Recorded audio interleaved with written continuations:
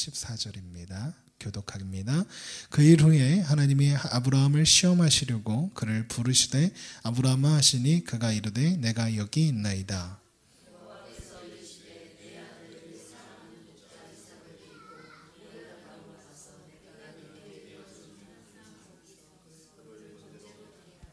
아브라함이 아침에 일찍 일어나 나귀의 안장을 지우고 두 종과 그의 아들 이삭을 데리고 번제에 쓸 나무를 쪼개어 가지고 떠나 하나님이 자기에게 일러주신 곳으로 가더니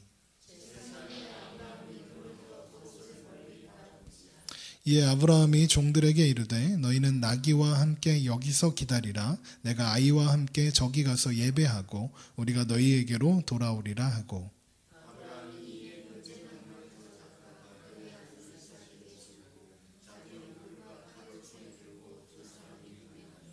이삭이 그 아버지 아브라함에게 말하여 이르되 내 아버지여 하니 그가 이르되 내 아들아 내가 여기 있노라. 이삭이 이르되 불과 나무는 여기 있거니와 번제할 어린 양은 어디 있나이까.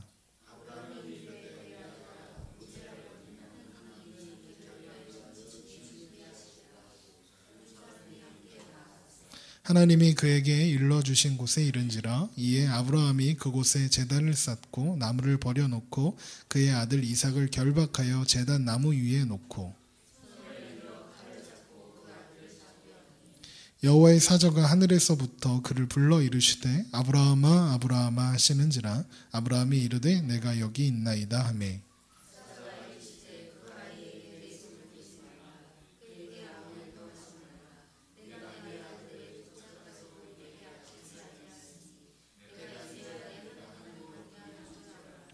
아브라함이 눈을 들어 살펴본즉 한 순양이 뒤에 있는데 뿔이 수풀에 걸려 있는지라. 아브라함이 가서 그 순양을 가져다가 아들을 대신하여 번제로 드렸더라.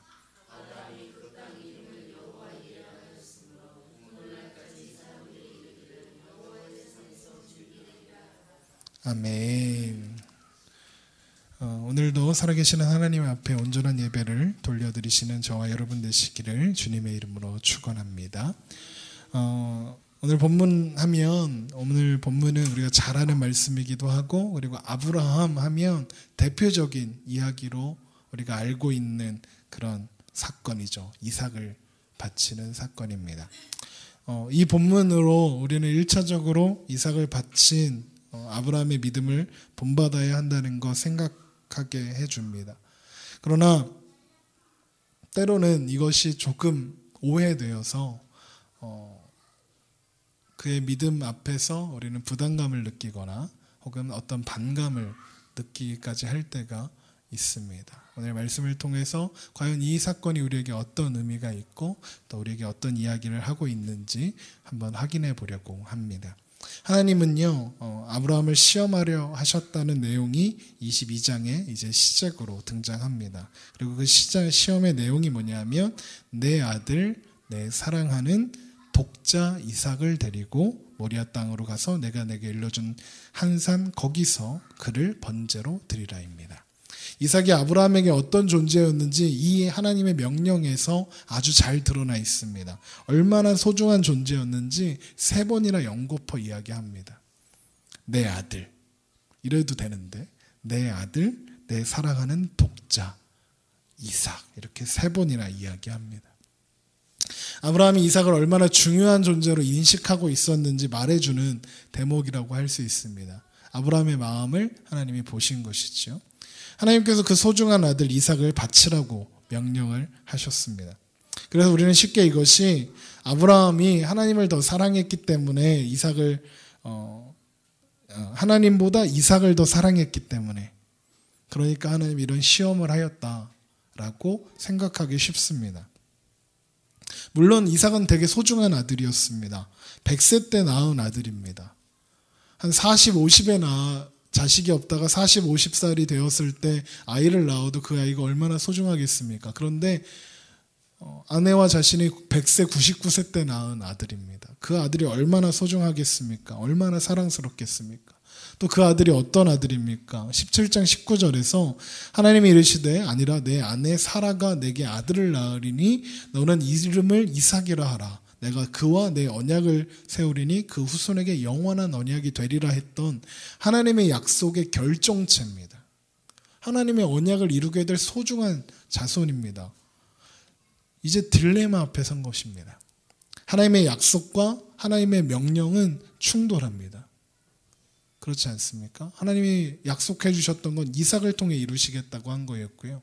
그런데 지금 하나님의 명령은 그 약속의 결정체인 이삭을 죽이라 하십니다. 하나님의 약속이 성취되려면 이삭은 반드시 있어야 합니다. 그런데 하나님은 그 약속의 결정체인 이삭을 죽이라 하시는 겁니다. 그런데 놀랍게도 성경에는 아브라함의 반응이 전혀 기록되어 있지 않습니다. 아브라함은 무반응입니다. 22장 1절에 보면 하나님께서 아브라함을 시험하시려고 부르셨죠. 그러자 아브라함이 응답합니다. 하나님, 내가 여기 있나이다. 대답합니다. 아브라함의 대답입니다. 그리고 명령이 떨어졌어요. 가서 이삭을 모리아산으로 가서 변제로 바쳐라. 그러면 우리가 상상할 수 있는 다음 이야기는 무엇이 되어야 합니까? 최소한 아브라함의 고뇌와 고민 정도는 기록되어야 하지 않겠습니까? 만약에 하나님이 이런 시험을 주신 것이 아브라함이 이삭을 하나님보다 더 사랑했기 때문에 주어진 시험이었다면 최소한 아브라함이 이런 고민을 했다라는 내용 정도는 나와야 하지 않겠습니까? 그런데 심지어 창세기 18장에서는 소돔과 고모라가 멸망할 것을 하나님이 아브라함에게 말씀해 주셨거든요. 말씀해 주신 다음에 아브라함이 어떻게 합니까? 하나님 앞에 기도합니다. 하나님, 거기에서 50명의 의인을 찾으면 45명의 의인을 찾으면 40명, 30명, 20명, 10명의 의인을 찾으면 그래도 소돔과 고모라 멸망시키시겠습니까? 했던 그런 아브라함이었습니다. 그런데 이 중대한 명령 앞에서, 그리고 어떻게 보면 되게 심각한 이런 명령 앞에서 아브라함이 침묵하고 있습니다. 마치 아브라함에게 이삭을 바치라는 이 하나님의 명령이 아무 의미 없는 것처럼 느껴질 만큼 마치 당연한 일이라는 것처럼 아브라함은 그 다음날 그냥 길을 떠납니다. 3절에 보면 아브라함이 아침에 일찍이 일어나 나귀의 안장을 지우고 두 종과 그의 아들 이삭을 데리고 번제에 쓸 나무를 쪼개어 가지고 떠나 하나님이 자기에게 일러주신 곳으로 갔습니다. 그러고 보면 세상에 이렇게 매정한 아버지가 없습니다. 아버지가 아들을 죽이러 여행을 출발하는데 아무런 고민 없이 그냥 출발하는 것 같습니다. 아브라함이 매정해서 그런 걸까? 아브라함은 도대체 왜 이렇게 하는 걸까요? 여기서 우리가 한 가지 좀 짚고 넘어가야 할 것이 있는데요. 이런 질문의 배경에는 우리의 어떤 마음이 있는 걸까 하는 것을 좀 짚고 넘어가려고 합니다. 우리는 아무리 생각해도 아브라함의 이런 행동을 이해하기가 어렵습니다. 아니, 이해하면 안 될 것 같습니다. 아무리 믿음이 중요해도 아들을 죽이려는 아브라함은 좀 심하게 말하면 광신자입니다. 그렇지 않습니까? 아니, 어떻게 그럴 수가 있어? 라는 생각을 한다는 겁니다. 왜 그런 생각을 할까? 다른 사람은 모르겠고요. 제가 왜 그런 생각을 하게 되었을까? 중심으로 점검해 보니까 이런 생각이 있는 겁니다. 이삭을 바치기 싫어요. 저는 이삭을 바치면 안 되는 겁니다. 그런 마음이 제 마음에 깔려 있던 겁니다. 어떻게 해서 얻은 아들인데 눈에 넣어도 안 아플 그 아들을 바치라고, 죽이라고 그런 생각을 하는 겁니다. 동시에 나에게는 하나님이 이런 요구를 안 하셨으면 좋겠습니다. 하나님이 흔히들 이렇게 설교하시잖아요. 이삭을 바쳤다. 그러니까 우리도 우리의 소중한 것 하나님께 드리자. 하나님보다 더 사랑하는 것이 있으면 안 된다라고 생각하잖아요. 그렇게 들으셨잖아요. 그런데 우리 마음에는 하나님이 나에게 이런 요구를 하시면 안 돼요. 내가 어떻게 손에 넣은 물질인데, 내가 어떻게 손에 넣은 학식이고 경험이고 인맥인데, 내가 어떻게 손에 넣은 명예인데, 어떻게 손에 넣은 건데 그거를 내가 이거를 놓으라고요? 죽이라고요? 바치라고요? 말도 안 되는 거죠. 그러면 안 되는 거예요. 제가 신학교를 다닐 때 그 친구들끼리 찬송가 이런 거 불러요. 이렇게 부르잖아요. 장난삼아 부르는 겁니다. 이런 찬양 있죠. 십자가를 질 수 있나 주가 물어 보실 때 하면 옆에서 그래요. 안 물어보셨으면 좋겠다. 그리고 그 제가 모건대학교 신학과를 나왔는데 거기 그 이제 학장님들 중에 이호은 학장님이라는 분이 계시는데 그분이 작사하신 찬야가 푸른 바다 나선이 몸 어디든지 가오리다 이 찬양이 있거든요. 이 찬송가가 있는데 그래서 모건대학교 신학생들에게는 이 찬양이 어떤 교가와 같을 만큼 되게 중요한 의미를 가지는 그런 찬양인데요. 2절이 이래요. 아골골짝 빈들에도 복음 들고 가오리다. 그다음에 뭐죠? 그런데 거기까지 부르면 안 갈래? 이렇게 하는 겁니다. 그러니까 그런 장난들이 있었습니다. 그러니까 우리가 노래는 해요. 아골골짝 빈들에도 복음 들고 가오리다. 소돔 같은 거리에서 사랑 안고 찾아가서 이름 없이 빛도 없이 아니 이름 이씨 빛도 이씨 그렇게 이야기합니다. 농담처럼 하는 말이지만 사실 그 안에 얼마나 그런 죄악된 본성이 남아있는지 보여주는 것 같아요. 여러분 잘 아시는 것처럼 하늘소리교회는요 교단이 없습니다.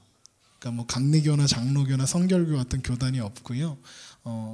굳이 소속된 곳이 있다면 한국독립교회 및 선교단체 연합회라는 카이캄이라고 하는 그런 곳에 소속을 둔 독립교회입니다. 이 독립교회는 카이캄이라는 이 체계는 최소한의 바운더리만 제공하고 아무것도 요구하지 않고 또 어떤 교단으로서의 역할을 아무것도 하지 않습니다. 매달 회비는 왜 받아가는지 모르겠어요. 그런데 저는 평생을 감리교인으로 살아왔습니다. 감리교인이셨던 어머니 따라서 감리교회에서 신앙을 시작했고 감리교회에서 자랐고 소명을 받고 신학교에 가야겠다 했을 때도 감리교 신학교를 가는 게 당연했습니다.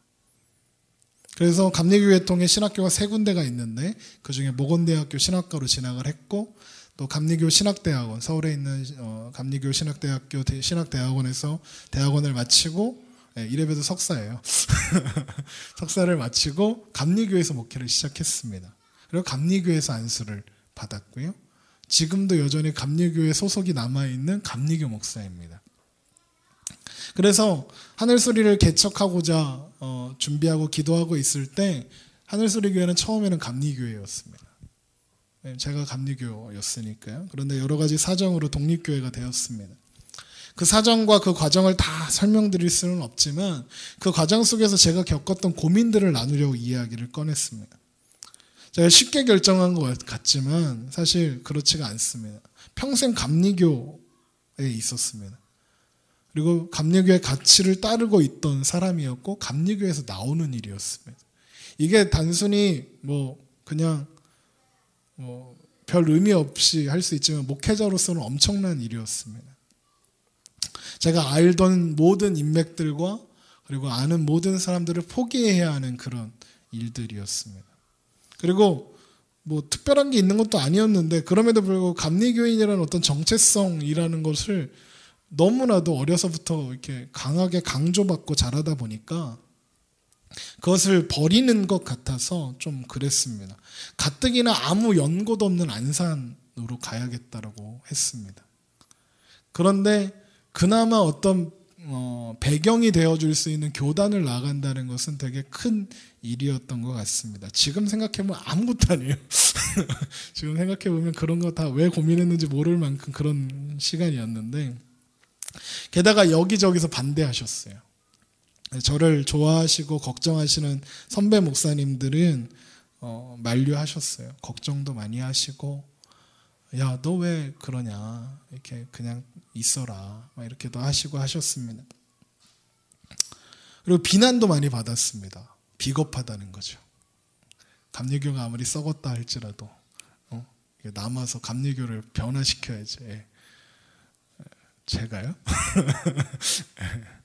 나도 잘 안 바뀌는데 내가 교단을 어떻게 변화시켜야 하면서 했는데요. 그런데 그 과정 속에서 제가 가장 걸리는 문제가 뭐였냐면요. 그래도 그동안 감리교에서 쌓아놓은 게 있는데 라는 생각 때문이었습니다. 여기까지 어떻게 만든가. 감리교는 목사 안수 받기가 정말 힘들어요. 3년 동안 매년 시험 봐야 합니다. 매년 시험 보고 논문 쓰고 또 면접 보고 면접 가서 뭐 하겠어요? 욕 먹는 거예요. 목사님들한테. 그리고 그래요. 힘들어요. 안수 받는 해에는 돈도 많이 들고요. 정말. 게다가 제가 감리교에서만 자랐으니 아는 사람들 다 감리교인이고 아는 목사님들도 다 감리교 목사님이고 어떻게 보면 개척교회가 성하는데 그런 선배 목사님들의 도움이 필요할 텐데 그런 선배들의 도움을 다 받지 못할 수도 있는 그런 상황이었거든요. 그리고 주위에서 계속 얘기하는 거예요. 왜 공든탑을 무너뜨리려고 해? 했죠. 근데 결정하게 된 결정적인 이유가요.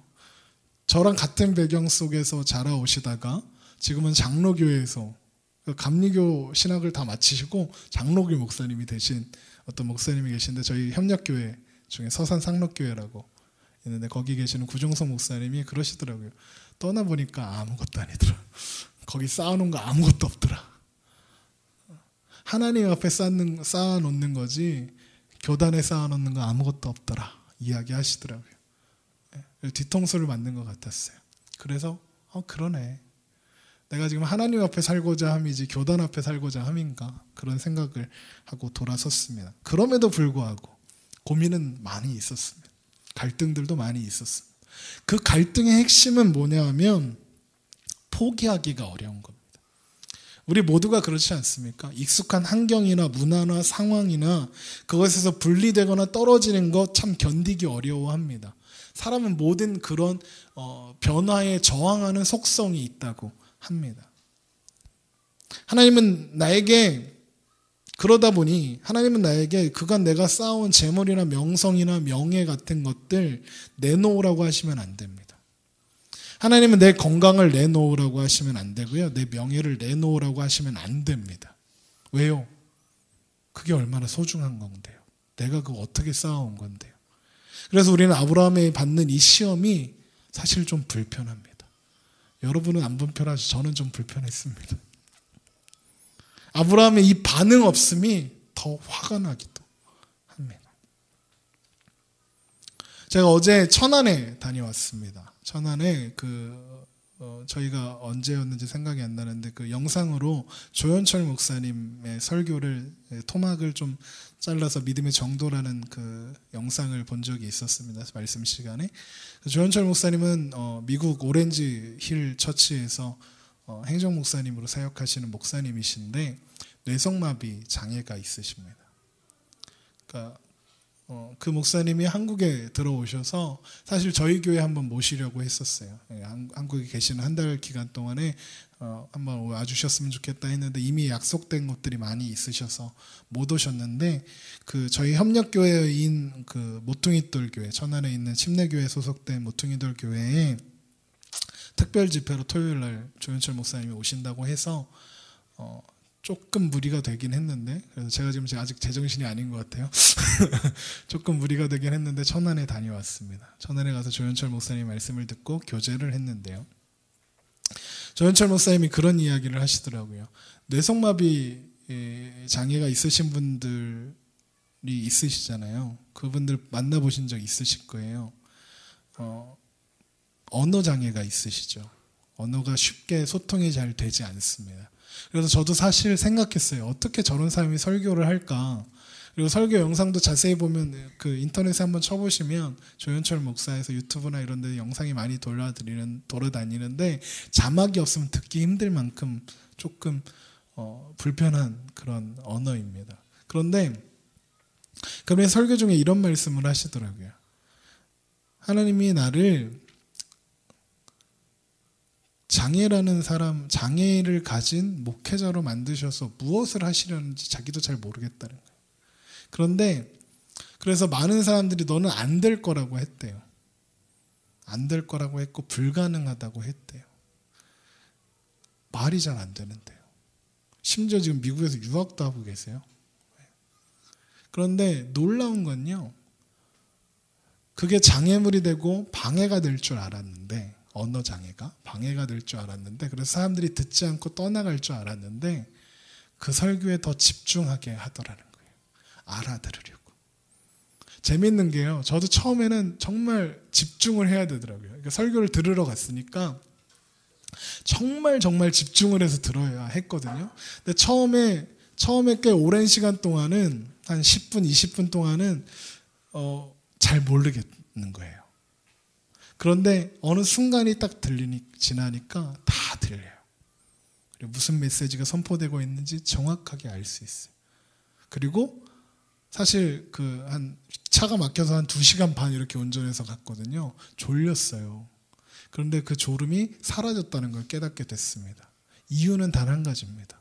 듣고자 집중하고 있었기 때문에. 그 목사님이 그 자리에 가기까지, 그 일을 감당하기까지 그분은 많은 것들을 포기하셔야 했습니다. 그분을 보면서 저는 그런 생각을 했어요. 나는 저렇게 못해. 나는 저렇게 포기하고 살지 못해. 나는 저렇게 헌신하거나 희생하지 못해. 그렇게 생각했습니다.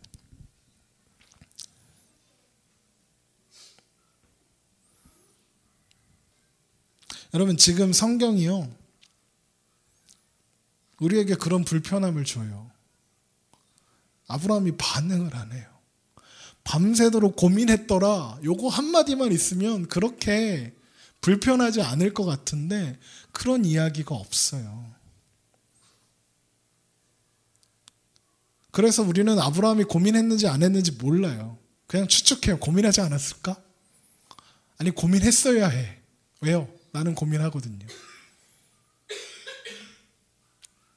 그런데 기록되지 않았다는 것은 이겁니다. 성경이 지금 그것에는 관심이 없어요. 성경이 보여주려는 것은 지금 아브라함이 이 시험을 당했을 때 고민을 했고 그럼에도 불구하고 하나님께 이삭을 바쳤다에 관심이 있는 것이 아니라는 겁니다.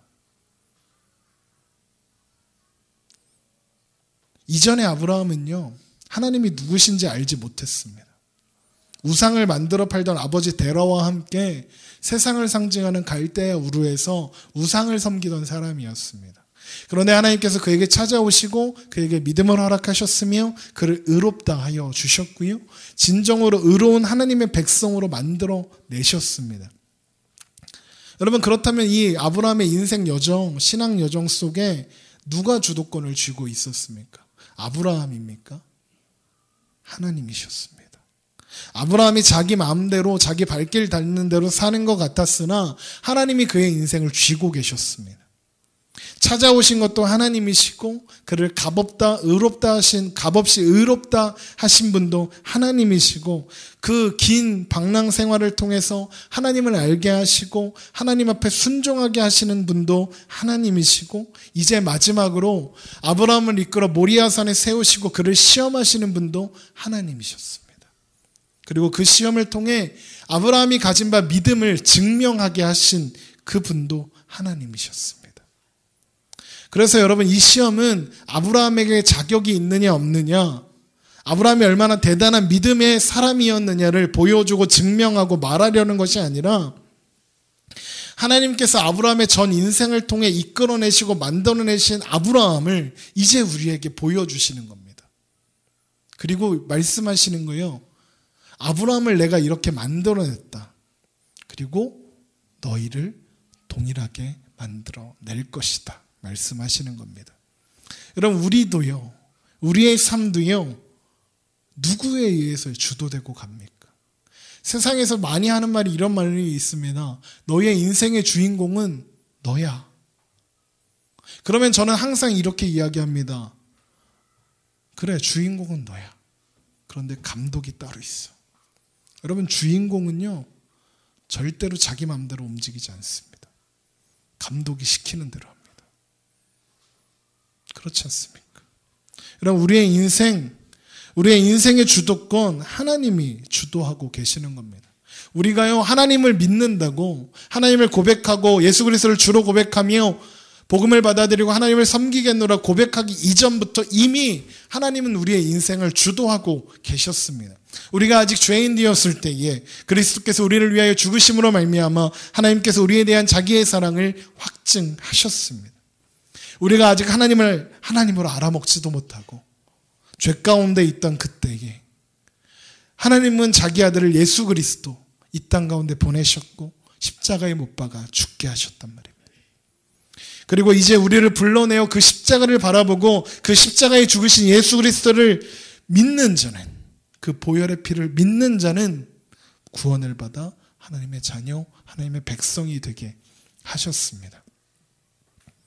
곧 창세전에 그리스도 안에서 우리를 택하사 우리로 사랑 안에서 그 앞에 거룩하고 흠이 없게 하려 하셨다. 에베소서 1장 4절의 말씀입니다. 그렇게 시작하신 일입니다. 이 일을 시작하신 하나님께서 그리스도 예수의 날까지 이루어 내실 것입니다. 이 일에는 하나님은 추호도 망설이시거나 물러섬 없이 반드시 그렇게 이루어 내십니다. 우리는 아브라함의 시험이 그리고 이 반응 없음이 불편합니다. 왜요? 우리가 와 있는 위치가 다르기 때문에 그렇습니다. 우리는 아브라함이 이삭을 바쳤던 그 자리에 가 있지 않습니다. 창세기 22장에 와 있지 못합니다. 아직 우리는 아브라함이 기근 속에서 애굽에 내려갈 수밖에 없었던 그 자리에 와 있고, 아직은 현실의 암담함 때문에 자포자기하고 하나님의 약속에도 불구하고 헛웃음을 지을 수밖에 없었던 아브라함의 자리에 가 있기 때문에 그렇습니다. 그러나 하나님은 우리를 아브라함이 이르렀던 온전한 믿음의 자리로 데리고 가실 것입니다. 그리고 그 자리에 서서 고백하게 할 것입니다. 빌립보서 3장 7절에 사도 바울은 이렇게 고백합니다. 그러나 무엇이든지 내가 유익하던 것을 내가 그리스도를 위하여 다 해로 여길 뿐더러 또한 모든 것을 해로 여김은 내 주 그리스도 예수를 아는 지식이 가장 고상하기 때문이라. 내가 그를 위하여 모든 것을 잃어버리고 배설물로 여김은 그리스도를 얻고 그 안에서 발견되려 함이니 내가 가진 을은 율법에서 난 것이 아니요 오직 그리스도를 믿음으로 말미암아 남은 것이니 곧 믿음으로 하나님께로부터 난 의라 하였습니다. 모든 것을 해로 여김은 내 주 그리스도 예수를 아는 지식이 가장 고상하기 때문이라. 모든 것을 잃어버리고 배설물로 여겼노라. 그리고 그리스도를 얻는 것이 그 모든 것보다 나았다. 빌립보서 3장 7절에서 9절에 있는 말씀입니다. 여러분, 아브라함이 하나님의 명령에 순종할 수 있었던 것, 그가 하나님의 약속 자체를 믿고 있었기 때문에 그렇습니다. 아브라함의 믿음이 거기까지 자라간 것입니다. 지난주 우리가 보았던 아브라함은 현실의 제한 속에서, 상황에 어떻게 할 수 없는 그런 상황 속에서 이삭을 낳을 거라 하셨던 그 하나님의 약속 앞에 비웃음을 날릴 수밖에 없는 존재였습니다. 그러나 아브라함은 이삭을 낳고 그리고 소돔과 고모라의 멸망을 바라보며 그리고 그 모든 사이의 과정들을 통해서 하나님의 하나님 되심을 바라보았습니다. 그리고 하나님의 하나님 되심을 온전히 신뢰할 수 있는 자리까지 자라가게 된 것입니다. 여러분, 아브라함은 하나님을 신뢰했습니다. 하나님의 약속을 온전히 신뢰하였습니다. 하나님의 이삭을 통해 그 약속을 이루시겠다고 약속하셨습니다. 그리고 그 약속은 취소된 적이 없고 반드시 이루어질 겁니다. 그런 하나님께서 이삭을 요구하십니다. 쉽게 생각하면 이삭이 죽어버리면 약속은 무효가 됩니다. 그렇지 않습니까?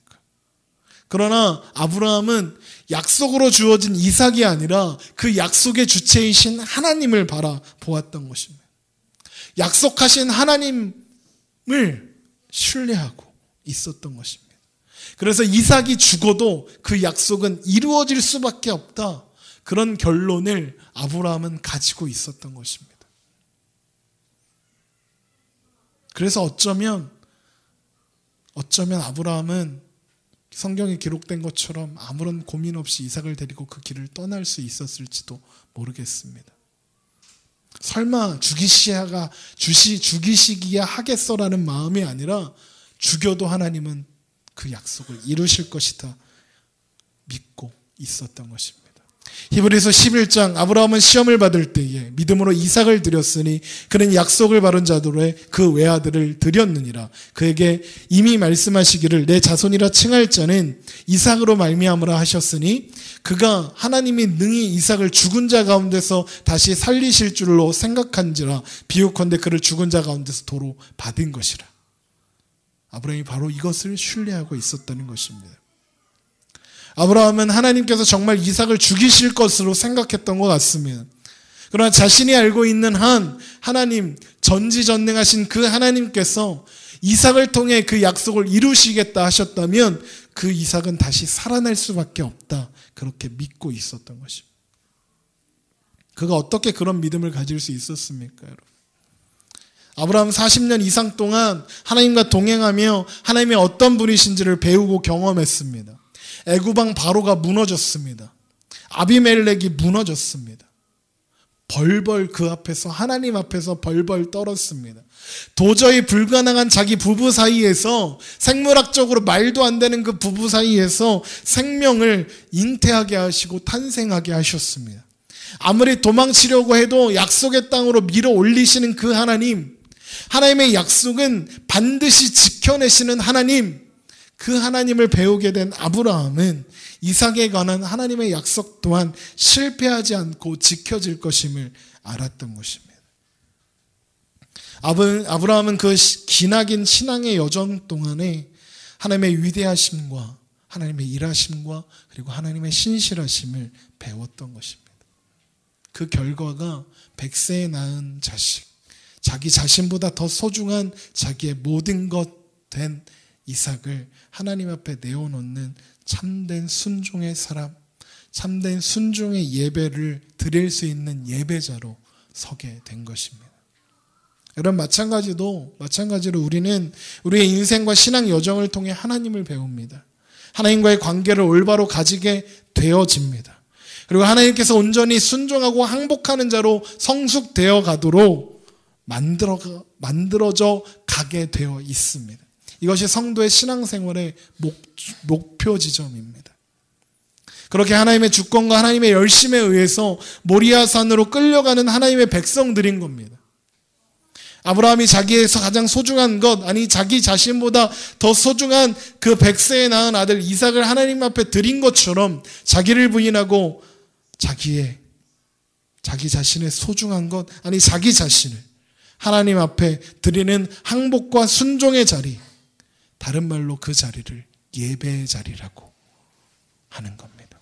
그 자리를 향해 우리는 자라왔고 자라가고 있는 것입니다. 여러분, 하나님께서 우리를 왜 창조하셨습니까? 하나님이 왜 우리를 구원하셨습니까? 예배입니다. 우리 모두는 하나님 앞에 예배 드리는 예배의 자리로 부름을 받고 있습니다. 이것을 다른 말로 하나님이 영광 받으시기 원하신다라는 말로 표현됩니다. 성도는 한마디로 이 땅에서 예배를 배우는 겁니다. 예배의 삶을 배우고 마침내는 완전한 그리고 영원한 예배의 자리에 들어가게 되는 것입니다.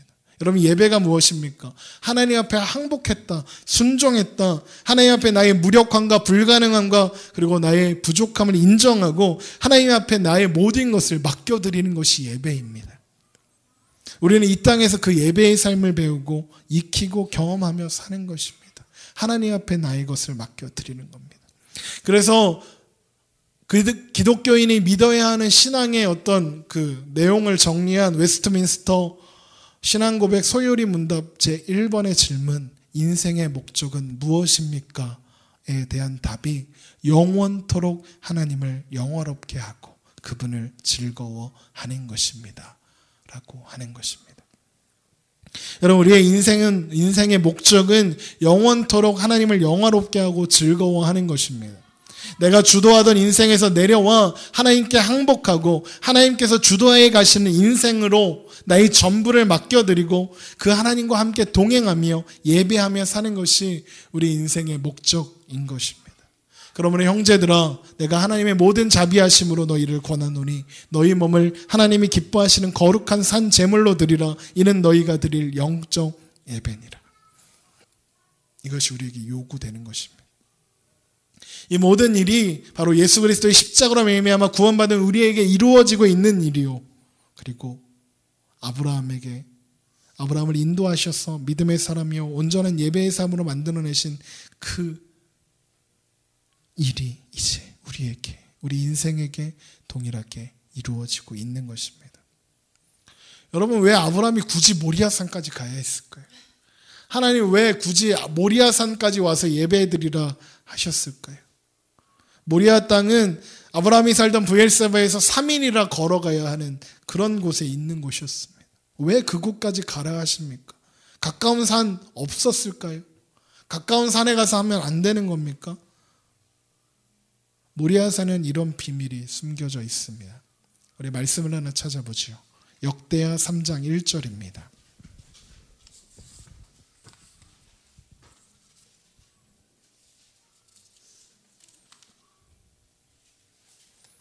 역대하 3장 1절입니다.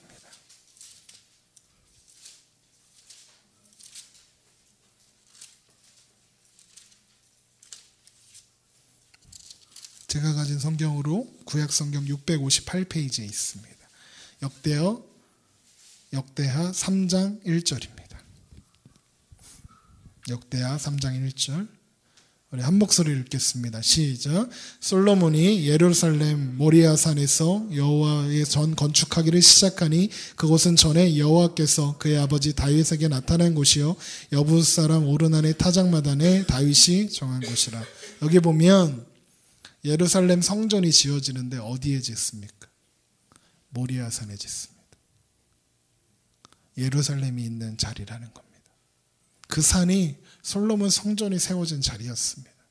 그리고 그 산에서 예수님은 십자가에 못 박혀 죽으셨습니다.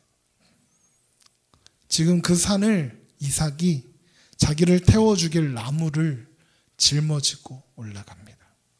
무엇이 연상되십니까? 예수님입니다. 지금 이삭이 죽어야 하는 자리를 하나님은 어린 양 한 마리를 준비하셔서 그 어린 양이 대신 죽게 하셨습니다. 이것이 여호와 이레입니다. 여러분, 무엇이 연상되십니까? 예수 그리스도입니다.